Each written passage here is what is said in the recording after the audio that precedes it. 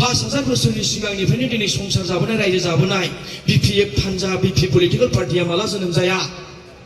सिन्था खालाम 20 बोसोर 25 बोसोरल'सो जादों UPPLआ माला जोनोम जाया 10 बोसोर 5 बोसोरल'सो जादों अब्ला जों बिथांमोननि बुंनायाव जों दिनै इयुनफ्रा दिनै गोजावगोन नामा जों पलिटिकेलखौ लानानै जों दिनै खौसेनिफ्राय जों उनसुनानै थागोन नामा हागोन लोगोफोर आं दिनै बुंगोन जोंनि बेंटल कलेजनि फरायसालिनि नोंथांमोन दिनैनिफ्राय मालाबाबो पलिटिकेल पार्टिनि साइड जानानै नोंथांमोना बाथ्रा दाबुं हारिनि खौसेनि थाखाय हारिनि रैखाथिनि थाखाय नोंथांमोना बाथ्रा बुं ससियेल मिडियायाव आइडेन्टिटि जानाखि जोंनि ST स्टेटास बेखौ जों बासायनांगोन नंगौना नङा बासायनांगौ दा बासायनांगौ दा बेनिखायनो आं जोंनिनो नाथानेल बिथांखौहाय गुसुङै जोंनिनो बिमा रावैहाय एबा बड' रावैहाय गुसुङैब्लाबो स्पिच एबा बुंथिनो थाखाय आं खावलायनाय जाबाय जय बर' हारिनि सिगांग्रो सानजौफुनि गोजोननाय बयनि जासिबाय जाबाय आं दिनै बेखौसो बुंनो सानदों जोंनि साफ्रोमबो दिनैनि बे अलखद समावहाय जोङो आसे स्टुडेन्ट हिसाबै आसे लाइमोन हिसाबै जों दिनैनि नङा दा बेखायनो आं खावलायदों अननानै दिनैनि थाखाय नैबे दसे समनि थाखाय बयबो जिरायनो हायोब्ला आं दसे सम जिरायनो थाखाय गुरै खावलायबाय जोंनि हारिनि सास्त्रनि थाखाय जोंनि इयुन जोलैफोरनि थाखाय आं साफ्रोमबो खावलायदों अननानै दसे समनि थाखायहाय नोंथांमोना हायाव जिरायोब्ला गाहाम जागौ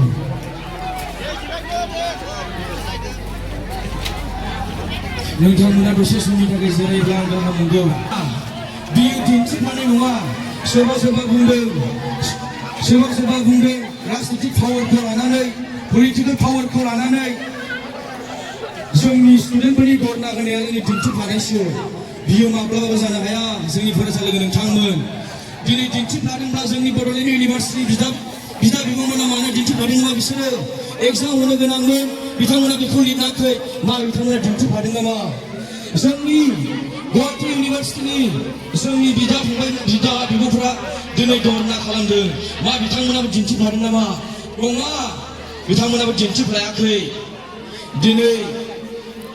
मैया दाखालि जोनोम जानाय पलिटिकेल पार्टिनि पावारखौ लानानै जोंनि दैदेनगिरिफ्रा जोंखौ जोंनि इयुन जोलैखौहाय दिनै सिलिंखार खालामनो सानदों दिनै जोबस्रांहोलांनो सानदों बेनिखायनो जों दिनै स्ट्रं जानि जोंनि इयुन जोलैया जोंनि इयुथफ्रा जों स्ट्रं जानि नंगौना नङा लोगोफोर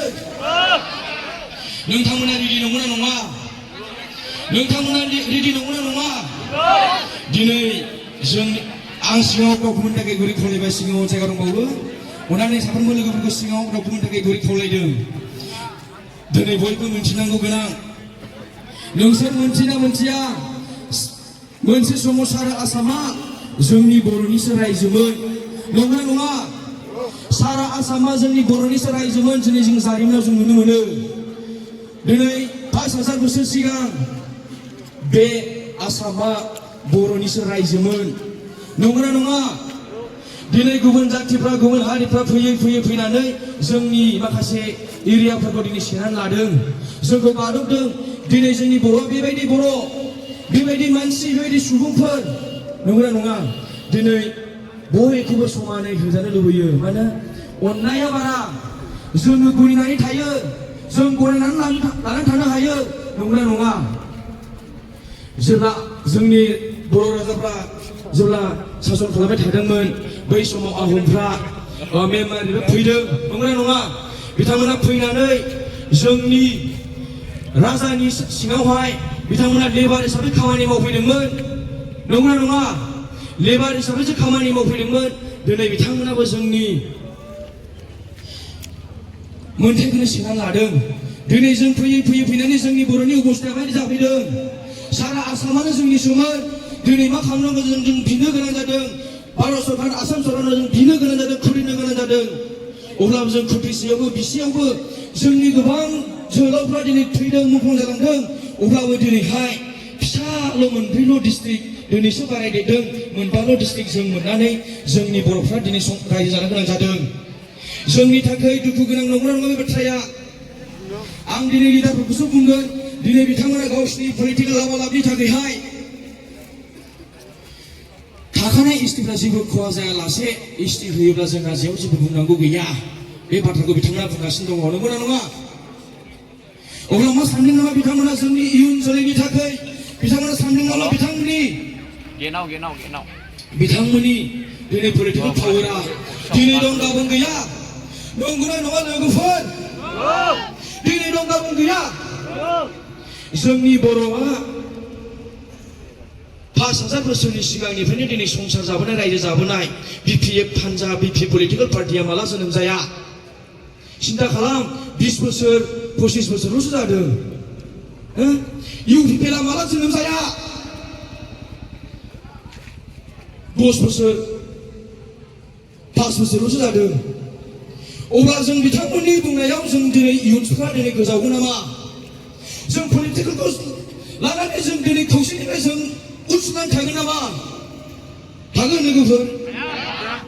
आं दिनै बुंगोन जोंनि बेंटल कलेजनि फरायसालिनि नोंथांमोन दिनैनिफ्राय मालाबाबो पलिटिकेल पार्टिनि साइड जानानै नोंथांमोना बाथ्रा दाबुं हारिनि खौसेनि थाखाय हारिनि रैखाथिनि थाखाय नोंथांमोना बाथ्रा बुं ससियेल मिडियायाव नंगौना नङा पलिटिकेला मालाबाबो जोंखौ गोरोबहोआ बे 100 सैथो दै लोगोफोर पलिटिकेला जोंखौ मालाबाबो गोरोबहोआ जों दुखु मोना जों दिनै गोसोखाङोब्ला जों दुखु मोनो जोंनि बिखायाव दोहो दोहो जोङो जेब्ला उन्दुनाय समाव नोंथांमोना स्टाडि खालाम हारिनि थाखाय नोंथांमोना सानहर जारिमिनखौ नोंथांमोना फराय लोगोफोर फंबाय बिनानावफोर जारिमिनखौ फराय जारिमिनजोंसो नोंथांमोना खाद बै पलिटिकेल लिडारफोरनि बाथ्रा बुंनायाव नोंथांमोना रागा गोजाव नोंथांमोना दाखाद बिथांमोना गावसिनि लाबा-लाबनि थाखायल' नायो नंगौना नङा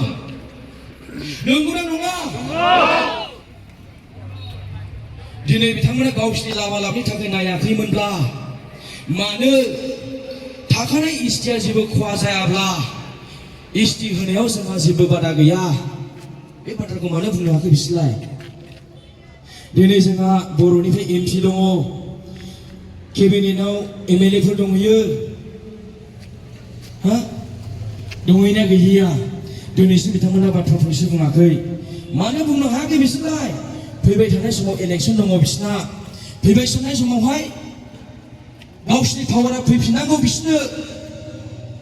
दिनै जाथिया जोबस्राङोब्ला बिसोरनो पावाराव फैनो हागोन ने जोंनि कुइसना बेसो फैनो हागोन जाथिया गाबोन जोबस्रांलाङोब्ला गाबोन बिथांमोना पावाराव फैनो हागोन नामा दिनै जोङो खोनानो मोन्दों नुनो मोन्दों दिनै बिथांमोना 6 कमिउनिटि बिथांमोना